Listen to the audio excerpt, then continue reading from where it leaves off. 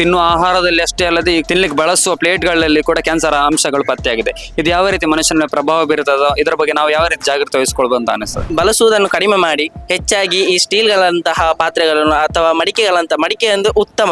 Plastic ಲೋಟ ಮಾತ್ರ ಅಲ್ಲ, ಪೇಪರ್ ಲೋಟ ಕೂಡ ಹೇಳ್ತಾರೆ. ಆದ್ರೆ ಆ ಪೇಪರ್ ಲೋಟಗಳಲ್ಲಿ ಪ್ಲಾಸ್ಟಿಕ್ ನ ಒಂದು ಪದರವನ್ನು ಹಾಕ್ತಾರೆ. ಆದ್ರೆ ಆ ಪ್ಲಾಸ್ಟಿಕ್ ನ ಪದರಕ್ಕೆ ಅಂದ್ರೆ ಪೇಪರ್ ಲೋಟಕ್ಕೆ ಬಿಸಿ ಟೀ ಆಗಿರ್ಬೋದು, ಯಾವುದೇ ಬಿಸಿ ಪದಾರ್ಥಗಳನ್ನು ಹಾಕಿದಾಗ ಅದು ಕರಗಿ 20% ಭಾಗ ನಮ್ಮ ಹೊಟ್ಟೆಯೊಳಗೆ ಹೋಗ್ತದೆ ಅಂತ.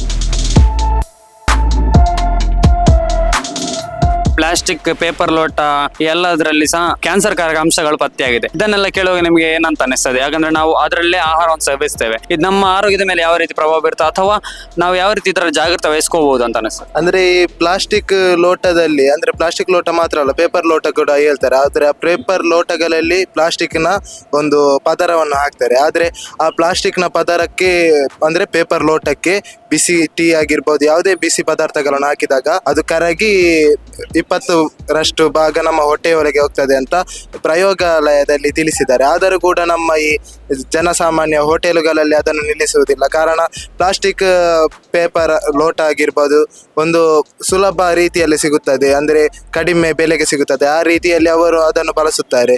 ಇದರಿಂದ ಕ್ಯಾನ್ಸರ್ಗಳು ಸುಲಭ ರೀತಿಯಲ್ಲಿ ನಮ್ಮ ದೇಹದೊಳಗೆ ಸೇರುತ್ತದೆ. ಅಂದ್ರೆ ಪ್ಲಾಸ್ಟಿಕ್ ಲೋಟ ಮಾತ್ರ ಅಲ್ಲ, ನಮ್ಮ ಫಾಸ್ಟ್ ಫುಡ್ ಆಗಿರ್ಬೋದು, ಯಾವುದೇ ರೀತಿಯ ಪದಾರ್ಥಗಳಲ್ಲಿ ನಮ್ಮ ದೇಹಕ್ಕೆ ಕ್ಯಾನ್ಸರ್ ಪ್ರಭಾವ ಬೀರುತ್ತದೆ. ಪ್ಲಾಸ್ಟಿಕ್ ಪೇಪರ್ ಲೋಟಗಳನ್ನು ನಿಷೇಧಿಸಿ ನಮ್ಮ ಸ್ಟೀಲ್ ಲೋಟ ಆಗಿರ್ಬೋದು, ಗಾಜಿನ ಲೋಟಗಳನ್ನು ನಾವು ಹೆಚ್ಚಾಗಿ ಬಳಸಬೇಕು. ಅಂದ್ರೆ ಹೋಟೆಲ್ಗಳಲ್ಲಿ ಹೆಚ್ಚಾಗಿ ಬಳಸಬೇಕು. ಹೆಚ್ಚಿನ ಹೋಟೆಲ್ಗಳಲ್ಲಿ ಪ್ಲಾಸ್ಟಿಕ್ ಪೇಪರ್ ಲೋಟಗಳನ್ನೇ ಬಳಸ್ತಾರೆ. ನಾವು ಆದಷ್ಟು ಹೋಟೆಲ್ ತಿನಿಸುಗಳನ್ನು ಬಿಟ್ಟು, ಅಂದರೆ ಅಂಗಡಿಗಳಲ್ಲಿ ಎಣ್ಣೆಯಿಂದ ಖರೀದಿ ಮಾಡಿದಂತಹ ತಿಂಡಿಗಳನ್ನು ಬಿಟ್ಟು ನಾವು ಮನೆಯಿಂದ ತಯಾರಿಸಿದ ಪದಾರ್ಥವನ್ನೇ ಸೇವಿಸಬೇಕು. ಎಲ್ಲ ಕಾರ್ಯಕ್ರಮದಲ್ಲಿ ಹೆಚ್ಚಾಗಿ ಬಳಸುವುದು ಅಂತದೇ ರಸ್ತೆ ವ್ಯಾಪಾರಿಗಳೆಲ್ಲ ಹೆಚ್ಚಾಗಿ ಬಳಸುವುದನ್ನ. ಅದು ಈಗಿನ ಕಾಲದಲ್ಲಿ ಆರೋಗ್ಯ ಇಲಾಖೆಯವರು ಪರೀಕ್ಷೆ ಮಾಡಿದ ನಂತರ ಎಲ್ಲರಿಗೂ ತಿಳಿದಿದೆ. ಅದರಿಂದ ನಾವು ಅದನ್ನು ಬಳಸುವುದನ್ನು ಕಡಿಮೆ ಮಾಡಿ ಹೆಚ್ಚಾಗಿ ಈ ಸ್ಟೀಲ್ಗಳಂತಹ ಪಾತ್ರೆಗಳನ್ನು ಅಥವಾ ಮಡಿಕೆ ಒಂದು ಉತ್ತಮವಾಗಿ ಮಡಿಕೆ ಮತ್ತು ಸ್ಟೀಲ್ಗಳಂತಹ ಪಾತ್ರೆಗಳನ್ನು ಬಳಸಬಹುದು.